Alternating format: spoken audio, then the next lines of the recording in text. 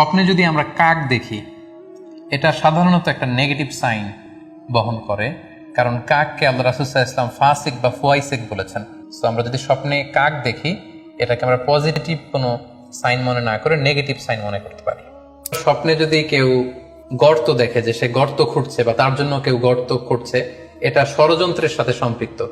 কেননা আরবি প্রবাদে আছে যে মান হাফারা হুফরাতান ওয়াকা ফিহা, কেউ যদি কারোর জন্য গর্ত করে তাহলে সেই গর্তে সে নিজে আগে পড়বে। তাহলে গর্ত করা মানে অনেকটা কারো বিরুদ্ধে শত্রুতা করা বা ষড়যন্ত্র করার একটা চিহ্ন বহন করে। এবার স্বপ্নে যদি কেউ নৌকা দেখে বা শিপ দেখে, জাহাজ দেখে, যে সে জাহাজে আরোহণ করছে বা নৌকায় আরোহণ করছে, এটা তার জন্য একটা ভালো সাইন। সে কোনো বিপদ থেকে মুক্তি পাবে বলে ধারণা করা যেতে পারে। কারণ সূরা আনকাবুতের 15 নম্বর আয়াতে আল্লাহ বলছেন ফাআনজাইনাহু ওয়া আসহাবাস সাফিনাতি ওয়া জাআলনাহা আয়াতাল লিল আলামিন, অর্থাৎ আমি নূহ আলাইহিস সালাম এবং তার সাথের ঈমানদার সবাইকে আমি এই নৌকায় উঠিয়েছি এবং মহাপ্লাবন থেকে তাদেরকে আমি বাঁচিয়েছি। আর এই মহাপ্লাবনকে আমি গোটা বিশ্বের জন্য একটা নিদর্শন করে রেখেছি। সো নৌকায় ওঠা বা জাহাজে ওঠা, কোনো শিপে বা লঞ্চে ওঠা, এটা আপনি বিপদ থেকে মুক্তি পাবেন, and you are in the safe zone, এই ধরনের একটা ইঙ্গিত বহন করে। ইমাম মুহাম্মদ ইবনে সিরিনের কাছে এক লোক এসে বলল যে, ইমাম, রাআইতু কাআন্নী আহরুসু আরদান লা তুমবিত, হে ইমাম, আমি স্বপ্নে দেখেছি যে আমি একটি শস্য ক্ষেত্র চাষ করছি কিন্তু কোনো ফসল হচ্ছে না, এটার মানে কি? তিনি ব্যাখ্যা করে দিলেন, আনতা তা'জিলু আন ইমরাআতিক, অচিরেই হয়তো তোমার স্ত্রীর সাথে তোমার সেপারেশন হয়ে যেতে পারে। কারণ কোরআনে স্ত্রীকে শস্য ক্ষেত্রের সাথে তুলনা করা হয়েছে মেটাফরিক্যালি। সূরা বাকারার 223 নম্বর আয়াতে আল্লাহ বলছেন নিসাউকুম হারসুল লাকুম ফাআতু হারসাকুম আন্না শি'তুম, অর্থাৎ তোমাদের স্ত্রীরা হচ্ছে তোমাদের শস্য ক্ষেতের মতো, তোমরা যেভাবে খুশি এই শস্য ক্ষেত্রটাকে সুন্দরভাবে চাষাবাদ করতে পারো। তাহলে শস্য ক্ষেতের সাথে বা ক্রপ ল্যান্ডস এর সাথে আপনার স্ত্রীর সাথে সম্পর্ক হওয়া বা সেপারেশন হওয়া, এইভাবে ইঙ্গিত নেওয়া যেতে পারে। আমরা যদি স্বপ্নে লম্বা কাপড় দেখি, এটা গুড সাইন। কারো গায়ে যদি লম্বা জামা থাকে তাহলে এটা গুড সাইন, আর খাটো জামা থাকলে সাধারণত এটা নেগেটিভ সাইন। এক্ষেত্রে আমরা সহিহ বুখারীর একটি হাদিস উল্লেখ করতে পারি। আল্লাহর হাবিব সাল্লাল্লাহু আলাইহি ওয়াসাল্লাম বলেছেন যে আমার সামনে অনেক মানুষকে পেশ করা হলো, তাদের কারো জামা নাভি পর্যন্ত, কারো জামা হাঁটু পর্যন্ত, কারো জামা পা পর্যন্ত। আর সেক্ষেত্রে ওমরে ফারুককে দেখলাম যে এত লম্বা জামা পরে সে হেঁটে যাচ্ছে, সে তার জামা টেনে টেনে নিয়ে যাচ্ছে।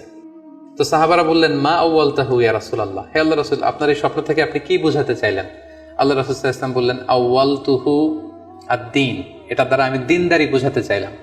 অর্থাৎ যার জামা লম্বা তার মানে তার তাকওয়া বেশি বা তার দিনদারি বেশি। আর স্বপ্নে যদি কারো জামা খুব ছোট খাটো বা জামাহীন অবস্থায় কাউকে দেখা হয়, এটা সাধারণত তার দিনদারি কমে যাচ্ছে বা তার তাকওয়া is decreasing day after day, এটার একটা সাইন বহন করে।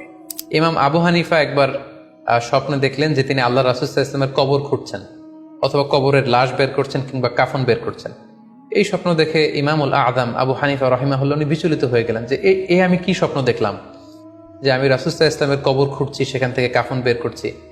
কেউই এই স্বপ্নের ব্যাখ্যা করতে পারলেন না। তখন ইমাম মুহাম্মদ ইবনে সিরিনের কাছে যখন জানতে চাওয়া হলো, তখন মুহাম্মদ ইবনে সিরিন বললেন যে হাযা রাজুলুন ইউহয়ি সুন্নাত রাসূলিল্লাহ, অর্থাৎ যে ব্যক্তি এই স্বপ্ন দেখেছে তার মাধ্যমে আল্লাহ রাসূল সাল্লাল্লাহু আলাইহি ওয়াসাল্লামের হাদিসের বা সুন্নাহর পুনর্জীবন হবে।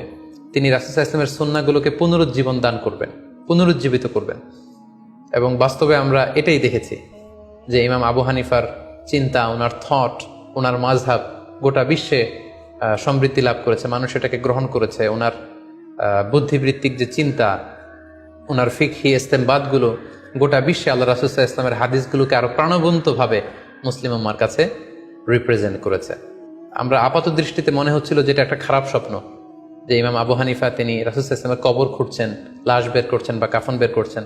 কিন্তু মুহাম্মদ ইবনে সিরিন চমৎকার ব্যাখ্যা করেছেন যে হাযা রাজুলুন ইউহয়ি সুন্নাত রাসূলিল্লাহ, এই লোক তো এমন লোক হবে যে রাসূল সাল্লাল্লাহু আলাইহি ওয়াসাল্লামের সুন্নাহকে পুনরুজ্জীবন দান করবে। সবশেষে একটি ঘটনা উল্লেখ করার মধ্য দিয়ে আমরা এই সিম্বলিক বা আইকনিক ব্যাপারটা শেষ করতে চাই। সেটি হচ্ছে ব্যক্তির ভিন্নতার কারণে কিন্তু স্বপ্নের ব্যাখ্যাও ভিন্নতা হতে পারে। ব্যক্তি ভিন্নতার কারণে স্বপ্নের ব্যাখ্যাও ভিন্ন হবে। একই স্বপ্ন দুইজন লোক দেখলো, দুইজনের স্বপ্নের ব্যাখ্যা কিন্তু দুরকম হতে পারে।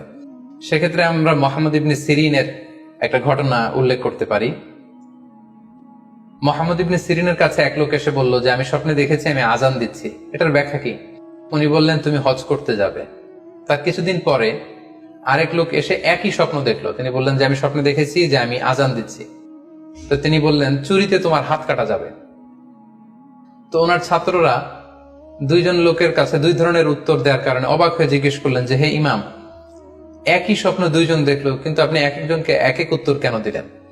তো তিনি বললেন যে এই দুজনকে আমি চিনি এবং তাদের ব্যক্তিগত জীবন সম্পর্কে আমি জানি, তো তাদের জীবন আচরণ, তাদের ব্যক্তিত্বের কারণে আমি দুই ধরনের ব্যাখ্যা করেছি। প্রথম জনের ব্যাখ্যা করেছি আমি সূরা হজের আলোকে, কারণ সূরা হজে আল্লাহ ইব্রাহিম আলাইহিস সালামকে বলেছেন ওয়া আযযিন ফিন-নাস বিল হজ, তুমি মানুষের মাঝে হজের জন্য আজান দাও, ঘোষণা দাও। সো সেই লোকটি আজান দিয়েছে, তার মানে আশা করা যায় সে হজে যাবে। আর দ্বিতীয় লোকটির স্বপ্নের ব্যাখ্যা আমি করেছি সূরা ইউসুফের আলোকে। সূরা ইউসুফে একটি আয়াত আছে সুম্মা আযযানা মুআযযিনুন আইয়াতুহাল আইর ইন্নাকুম লাসারিকুন, অর্থাৎ মিশরের কিং এর একটি পানপাত্র চুরি হয়ে গিয়েছিল। ইউসুফ আলাইহিস সালাম ইচ্ছা করে সেটা তার ভাই ইয়ামিনের খাদ্যের প্যাকেটের ভেতরে ঢুকিয়ে দিয়েছিলেন। আর তখন সেখানকার স্টাফরা বা সৈনিকেরা আজান দিয়েছিল, মানে ঘোষণা দিয়ে বলেছিল হে ক্যারাভান, হে কাফেলার লোকেরা, তোমরা চুরি করেছো।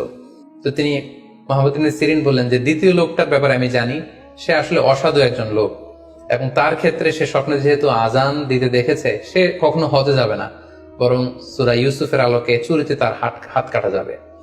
তো এভাবে আমরা কোরআন সুন্নাহর আলোকে বা স্কলারদের যে অভিব্যক্তি সেগুলোর আলোকে স্বপ্নের মধ্যে থেকে যেগুলো সিম্বলিক, আইকনিক, যেগুলো ইঙ্গিতবহ, এগুলোর ব্যাখ্যা আমরা এভাবে করতে পারি। সম্মানিত শুধু এই ছিল স্বপ্ন নিয়ে আমাদের আজকের আলোচনা।